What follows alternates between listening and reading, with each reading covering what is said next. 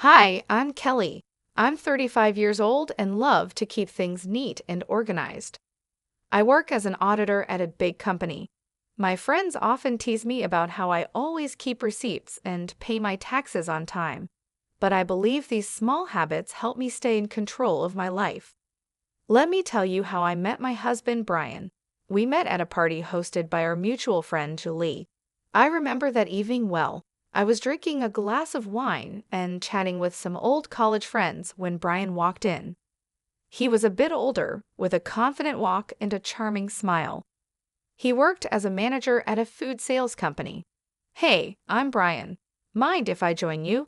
he asked, holding a beer and looking directly at me. "Sure, I'm Kelly. Nice to meet you," I replied with a smile. We started talking, and I was surprised by how easy it was to chat with him. We discovered that we both loved hiking and had a shared passion for classic rock music. A few months into our relationship, Brian invited me to his sister Lauren's barbecue.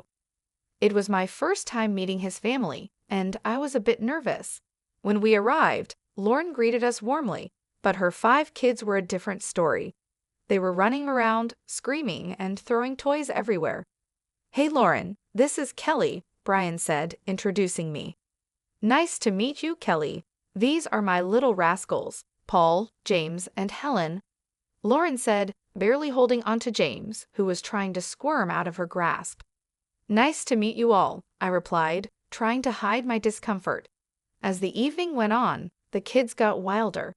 They were climbing on furniture, throwing food, and yelling at the top of their lungs. I looked at Brian, hoping he would say something, but he just smiled and shrugged.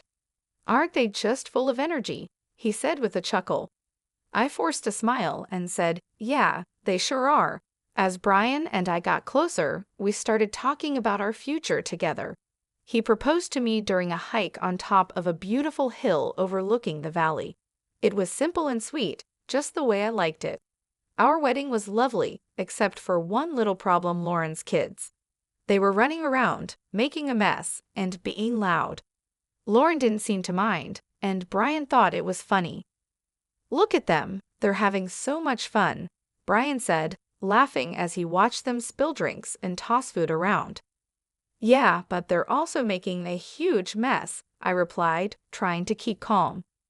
"Oh, come on, Em, they're just kids. Let them enjoy," he said, shrugging it off. I didn't want to spoil our special day by arguing, so I let it go, hoping things would get better once we settled into our new life together. After we got married, Brian and I decided to buy a house. We had been living in a rented apartment, but we wanted a place of our own. I was really excited about this new chapter in our lives. One evening after work, Brian and I sat down to talk about our finances and how we would manage the costs for our new home. "Kelly, we need to figure out how we're going to split the costs," Brian said, leaning back on the couch. "Yeah, I've been thinking about that too," I replied. "I can handle the furniture, appliances, and some art pieces. What about you?" "Well, I was thinking I could buy you a new car. I know your old one is giving you trouble," Brian suggested. I was surprised and happy. "Really? That would be amazing. My car is practically falling apart." "Yeah, I've seen it struggle. It's time you had something reliable," he said with a smile. We started house hunting right away. After a few weeks of looking, we found a beautiful house that we both loved. It was a bit expensive, but we decided it was worth it. Moving in was a busy process, but I was excited about decorating our new home. I spent a lot of time picking out furniture and appliances, making sure everything was nice and stylish. One Sunday, Brian surprised me with a new car. It was a sleek, shiny sedan, and I was thrilled. "Brian, this is incredible. Thank you so much." I hugged him tightly and exclaimed, "Thank you so much, Brian. This means a lot to me." "You're welcome, Kelly. You deserve it," he said, looking proud of himself. As we settled into our new home, things seemed to be going well. We both enjoyed our jobs and loved coming home to our cozy house. But small things started to bother me. Brian's laid-back attitude, which I once found charming, was beginning to annoy me, especially when it came to household chores. "Brian, can you help me with the dishes tonight?" I asked one evening after dinner. I had a long day at work. Can't we just leave them for tomorrow?" he replied, looking at me with pleading eyes. "Brian, we can't keep putting things off. I'm tired too, but we need to keep this place clean," I insisted. "Fine, I'll do it," he said with a heavy sigh as he got up from the couch. A few months into our marriage, I started worrying because I couldn't get pregnant. It was really stressing me out. I went to the doctor, and he told me to be patient, that it would happen when the time was right. Still, it was hard not to worry about it. Meanwhile, Brian's sister, Lauren, with her 5 kids, was visiting a lot. Lauren lived in a neighboring state, but you'd think she lived next door with how often she was around. Every time she came over, she'd unload all her problems with her husband on me. It was nonstop. During dinner, while we were trying to relax, she'd be at it, talking about her issues. "Kelly, you won't believe what Richard did this time," Lauren would start, rolling her eyes. "Lauren, can we talk about something else for once?" I'd ask, trying to steer the conversation away from her marital drama. "Oh, come on, Kelly, I need to vent." "You're the only one who understands," she'd reply, not getting the hint at all. And her kids were a nightmare. As soon as they stepped into our house, it was like a circus. They'd run around, fighting with each other, throwing food, and just being loud. After a long week at work, all I wanted was some peace and quiet, but that was impossible with those kids around. "Guys, can you calm down, please?" I'd say, trying to keep my cool as they tore through the living room. "Why are you always so uptight, Kelly?" Lauren would snap at me whenever I tried to get her kids to behave. "They're making a mess, Lauren. I just cleaned the house," I'd respond, feeling my patience wearing thin. "Well, maybe if you had your own kids, you'd understand," she shot back one day, her words hitting me like a punch in the gut. I was shocked by how insensitive she was, especially since she knew how hard I was trying to get pregnant. It felt like a slap in the face, and I couldn't believe Brian didn't say anything to defend me.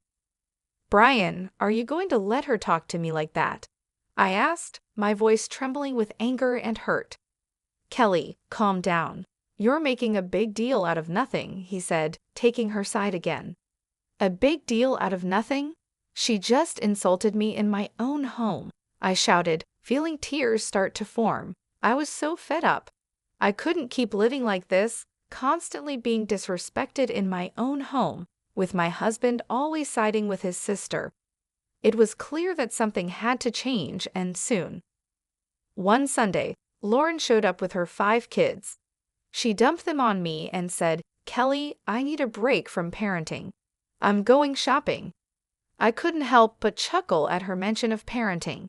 The woman barely knew what that meant. Every time she was here, it was like a zoo. "Fine, Lauren, but you better be quick," I said, already feeling stressed. "Thanks, Kelly, you're a lifesaver," she chirped, grabbing her purse and bolting out the door before I could say anything else. Great, I thought, just what I needed. I was in the kitchen trying to cook dinner. It's a long process, and I like things done right. But with those kids running wild, it was impossible to focus. They were yelling, running around, and making a mess. "Guys, can you keep it down?" I shouted from the kitchen, hoping they'd listen for once. Of course they didn't. Suddenly, I heard a loud crash. My heart sank. I ran into the living room, and there it was, my grandfather's antique Chinese vase shattered on the floor. My chest tightened with anger and frustration. What happened here? I screamed, looking at the kids who were now standing still, looking guilty. "We were just playing," one of them mumbled, not meeting my eyes. "This vase is priceless. It's from my grandfather. Do you have any idea what you've done?" I was livid, shaking with anger. Just then, Brian walked in, looking all calm and clueless. "What's going on, Kelly?" "Your nephews just broke my grandfather's vase. Look at this mess." I pointed at the shattered pieces on the floor. "Calm down, Kelly. It's just a vase. We can get it fixed, Brian said, shrugging like it was no big deal. Just a vase? This isn't about the vase, Brian. It's about respect. I'm tired of this. Every time Lauren comes over, our house turns into a mess. And you don't care, I shouted, my voice cracking with frustration. Just then, Lauren walked in with shopping bags, looking annoyed. What's all this yelling about? Your kids broke my grandfather's vase, Lauren. Look at this mess. I pointed at the floor, trying to hold back my tears. Well, maybe you should have kept a better eye on them, Kelly, she said, not even bothering to apologize. Are you kidding me? They're your kids, Lauren. I shouldn't have to watch them. I was furious, my hands shaking with anger. Brian just shook his head, looking annoyed. You're overreacting, Kelly. Just drop it. Overreacting? I've had enough of this. I'm tired of being treated like I don't matter in my own home, I screamed, the tears finally spilling over. Brian just stood there, silent and cold, while Lauren smirked like she had won something. I couldn't take it anymore. I stormed out of the room, feeling a mix of anger, hurt, and betrayal. We've been dealing with Lauren and her kids' chaotic visits for months, but I had no idea what was coming next. One morning, Brian was sitting at the kitchen table, munching on his toast, when he casually dropped a bombshell on me. Kelly, I need to tell you something. Lauren's getting divorced, and she's moving in with us with the kids for a few months, he said, like he was just telling me the weather. I almost dropped my coffee. What? Are you serious? Our house is already a madhouse when they visit for a day. How are we supposed to handle them living here for months? She's my sister, Kelly. She needs our help. You need to be more understanding, he said, looking at me like I was the one being unreasonable. Understanding? I've been more than understanding, Brian, but this is too much. Why can't we rent a place for her nearby? I'll even pay for the first month's rent, I suggested, trying to keep my cool. No, she'll be better off here.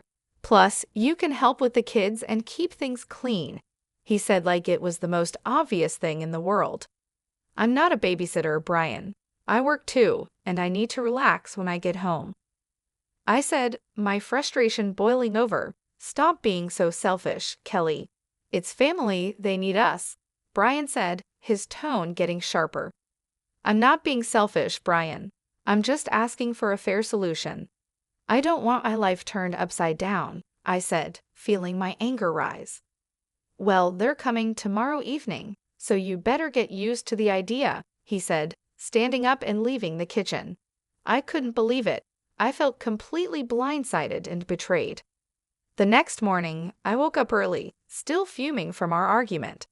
I got dressed for work and went to grab my car keys, but they were nowhere to be found. When I called Brian, he answered, sounding way too calm for my liking. I took the car. It's mine, remember? I'm giving it to Lauren so she can use it for the kids, he said. I was stunned into silence for a moment. You're giving my car to Lauren? Are you serious right now? It's not your car, Kelly. I paid for it, and she needs it more than you do, he said, sounding matter of fact. That's the last straw, Brian. You've taken everything from me, and I'm done, I said, my voice shaking with anger. What are you talking about? Don't be dramatic, Kelly, he said, clearly not understanding. I stood there in the hallway, holding my phone, unable to believe what was happening. It felt like a nightmare I couldn't wake up from. How had things gotten so bad? I picked up the phone and called a moving company. Hi, I need a team to move some furniture and appliances today. It's urgent. The movers arrived a couple of hours later. I showed them around the house, pointing out the items to be moved. Take everything, the beds, sofas, chandeliers, even the faucets in the bathroom. The movers got to work, and soon the house started to look empty. I felt a strange sense of relief watching them carry out each piece of furniture. As the last item was loaded onto the truck, I directed them to my mom's house. Everything goes there. Thanks for the quick work, guys, I said, handing them a tip. With the house now bare, I grabbed my essentials and headed to my mom's place. A few hours later, My phone started buzzing. It was Brian calling repeatedly. I ignored the calls, feeling a mixture of anxiety and empowerment. That evening, there was a loud knock on my mom's door. I opened the door to find Brian standing there, looking furious. "What the hell, Kelly? What did you do?" he shouted as he stormed into the living room. "I took my stuff, Brian. You took the car, so I took what I bought," I said, keeping my voice calm. "This is insane. You stripped the house bare. Where are Lauren and the kids supposed to sleep?" he yelled, his face red with anger. "That's your problem, Brian. You made this mess, now you deal with it," I replied, crossing my arms. "You're a thief, Kelly. You stole everything," he shouted, waving his arms around. "I didn't steal anything. Here are the receipts," I said, pulling out a folder and showing him the proof of purchase for all the furniture and appliances. He looked through the receipts, his anger turning to frustration. "Fine, Kelly. If this is how you want to play it, I'll file for divorce." I took a deep breath and handed him a stack of papers. "Already done. Here are the divorce papers. Sign them, and we're done." He stared at the papers, his face pale. "You're really serious about this, aren't you?" "Dead serious, Brian. I deserve better than this," I said, feeling a strange sense of calm wash over me. He took a pen from his pocket, signed the papers without another word, and handed them back to me. "Fine, Kelly. Have it your way." I watched as he turned and walked out of my mom's house, the door slamming behind him. I stood there for a moment, feeling a mix of relief and sadness. It was over, and I knew it was the right decision. That night, I sat down with my mom and talked about everything that had happened. She was supportive and agreed that I had made the right choice. "Kelly, you've been through a lot. It's time you focused on yourself and your happiness," she said, giving me a comforting hug. "Thanks, Mom. I just need some time to figure things out," I replied, feeling a weight lifted off my shoulders. Over the next few days, I started to settle into a new routine. I began organizing my new space at my mom's house and planning my next steps. It was a fresh start, and for the first time in a long time, I felt hopeful about the future. I knew the road ahead wouldn't be easy, but I was ready to face it. I had taken back my life, and there was no turning back. After divorcing Brian, we sold our house and split the money. It was time to set up my own place. My mom's house was great for a while, but I needed my own space. One afternoon, I was sitting in the kitchen with my mom, looking at listings on my laptop. "Mom, I think I found a place that looks perfect. It's a small apartment downtown, close to work," I said, showing her the pictures. She looked over my shoulder and smiled. "That looks nice, Kelly. Have you called the realtor yet?" "Not yet, but I'm going to do that right now," I said, feeling a bit excited. I dialed the number and waited for the realtor to pick up. After a few rings, a friendly voice answered. "Hello, this is Larry. How can I help you?" "Hi, Larry. My name is Kelly. I'm interested in the apartment you have listed downtown. Is it still available?" I asked, crossing my fingers. "Yes, it's still available. Would you like to schedule a viewing?" he replied, sounding hopeful. "Absolutely. How about tomorrow afternoon?" I suggested, trying to sound calm. "That works for me. I'll see you at 4 p.m., Larry said before we ended the call. The next day, I headed downtown to meet Larry and check out the apartment. When I arrived, he was waiting outside the building with a friendly smile on his face. "Hi, Kelly. Nice to meet you. Let me show you around," he said, shaking my hand. The apartment was small but cozy, just what I needed. It had a nice kitchen, a spacious living room, and a small balcony with a decent view of the city. "This place is perfect, Larry. I'll take it," I said, feeling a sense of relief. After signing the lease and getting the keys, I started planning my move. I wanted to make this new space my own, a fresh start. I spent the next few days packing up my things at my mom's house and arranging for movers to help me with the big stuff. On moving day, my mom and a couple of close friends came over to help. As we loaded the last box into the moving truck, I felt a mix of excitement and nervousness about this new chapter in my life. Kelly, this is going to be great for you. A fresh start is just what you need, my mom said, giving me a reassuring hug. Thanks, Mom. I'm really looking forward to it, I replied, smiling. We drove to my new apartment, and with everyone's help, we had everything unloaded and set up in no time. As I looked around my new space, I felt a sense of accomplishment and excitement for what lay ahead. I looked around my new place and felt a sense of pride and peace. It was the start of a new chapter, and I was ready for it. That evening, I invited my mom and friends to stay for dinner to celebrate the move. We ordered pizza and sat on the floor, surrounded by boxes and laughter. Cheers to Kelly and her new place, my friend Julie said, raising her glass of soda. Thanks, guys. I really appreciate all your help and support, I said, feeling grateful. As the night went on, we talked and laughed, and for the first time in a long time, I felt truly happy and free. After the party, as I sat on my balcony looking out at the city lights, I thought about everything I had been through and how far I had come.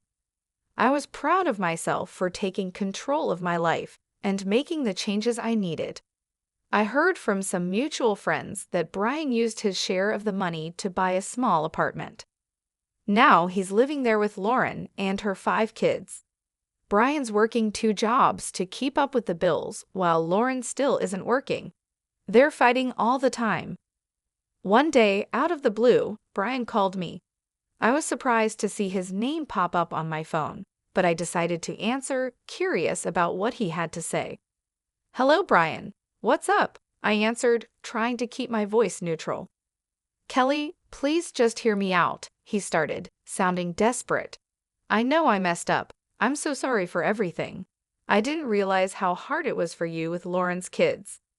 I couldn't help but laugh a little. Really, Brian? You're realizing this now, after all this time? Yeah, I know it's late, but I'm serious.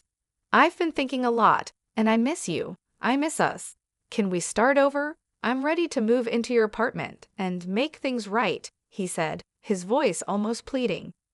I chuckled, shaking my head in disbelief. Brian, you've got to be kidding me. You think you can just waltz back into my life like nothing happened?